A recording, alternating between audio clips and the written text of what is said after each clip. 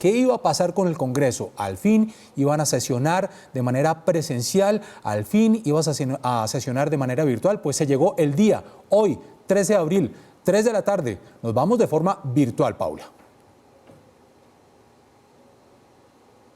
Increíblemente, sí señor, se llegó el día porque le hemos hecho seguimiento y nos hemos dado cuenta de lo difícil que fue ponerse de acuerdo en este tema. Sin embargo, aunque ya hay hora y hay fecha, pues todavía no todos los congresistas están muy de acuerdo con esta manera de retomar actividades. Tenemos con nosotros en este momento al senador Rodrigo Lara, senador por el Partido Cambio Radical, que bueno, hay que decirlo, ha sido uno de los mayores detractores de este tema, de sesionar de forma virtual. Senador Lara, muy buenos días.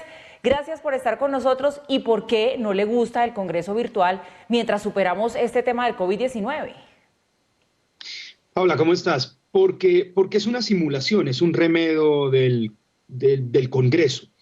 Mire, los médicos se exponen todos los días, los médicos arriesgan su vida y trabajan las enfermeras, trabaja la policía, trabajan los guardianes del IMPEC, trabajan los mensajeros.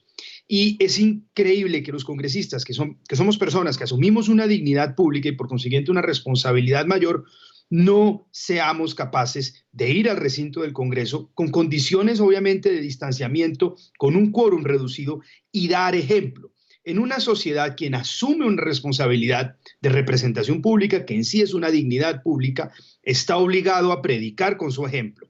Y si nosotros queremos que mucha gente, generalmente mal paga, que ha vivido generalmente en el anonimato, ponga el pecho por la sociedad, los primeros y los llamados a hacerlos son los congresistas. Y no puede ser que el mensaje que surja es que los congresistas se quedan en su casa cómodamente, en el confort de su hogar, simulando el trabajo legislativo a través de una plataforma, a través de Facebook o de Zoom o de la plataforma que sea del caso.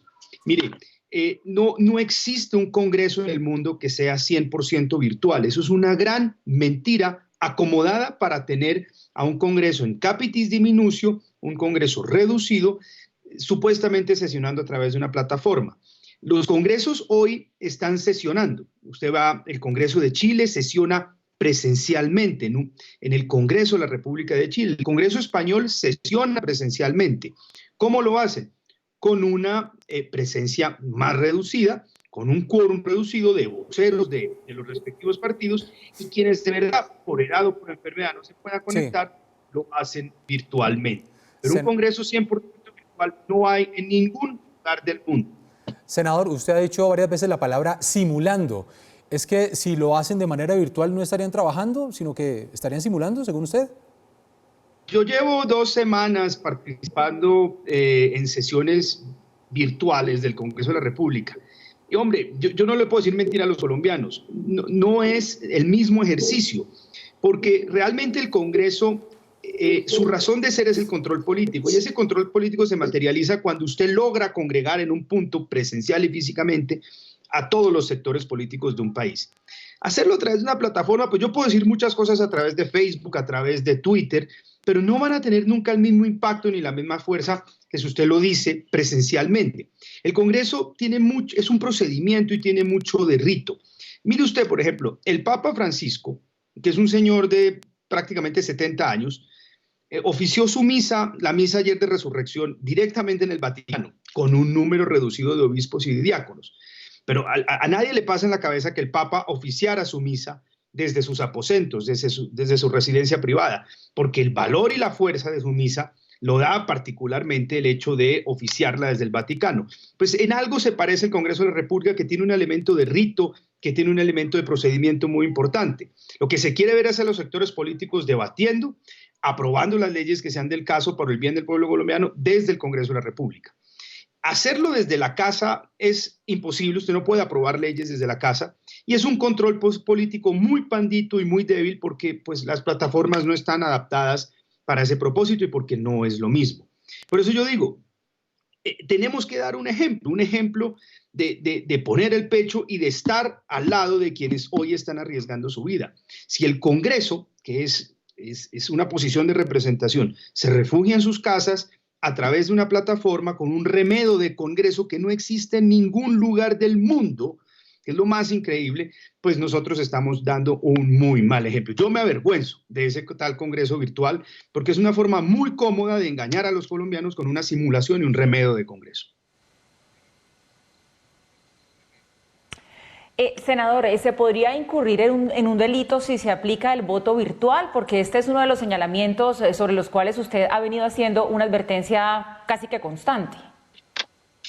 Sí, a mí no me gusta hablar de sanciones penales, pero por Dios, ¿en qué cabeza cabe de los directivos del Congreso de la República que van a poder votar a través de Facebook o a través de Zoom o a través de una plataforma que no está diseñada para ese propósito? Es decir, eso es casi una apostasía en términos legislativos.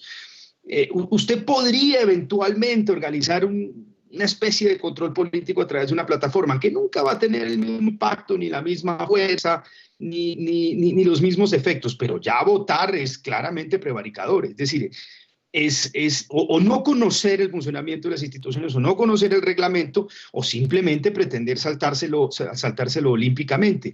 Mire, hoy el ministro de Hacienda decía que después del coronavirus vienen muy grandes reformas como la reforma tributaria.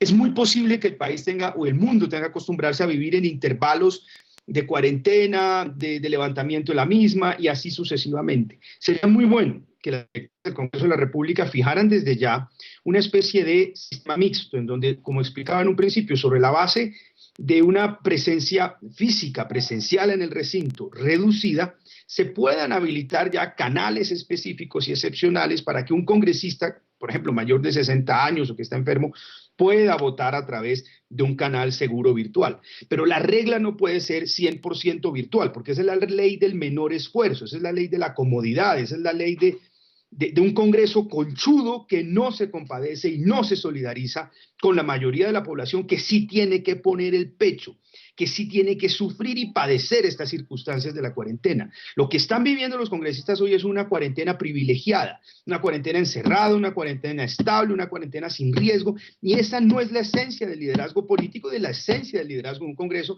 que tiene que estar del lado de quienes lo necesitan y tiene que estar del lado de quienes están poniendo en riesgo su vida y su integridad permanentemente. Ese es el ejemplo que tenemos que dar nosotros, no el ejemplo de unos avivatos que nos quedamos en la casa a través de una plataforma simulando y engañando a los colombianos de que estamos haciendo el mismo trabajo. Pues bien, ahí tienen ustedes, con su estilo muy característico, vehemente. Yo me avergüenzo del tal Congreso virtual. Este sería un Congreso conchudo. Senador Rodrigo Lara, gracias por amanecer aquí en Red Más Noticias con nosotros. Un feliz día. Muchas gracias por la invitación, Mike. A todos ustedes un abrazo.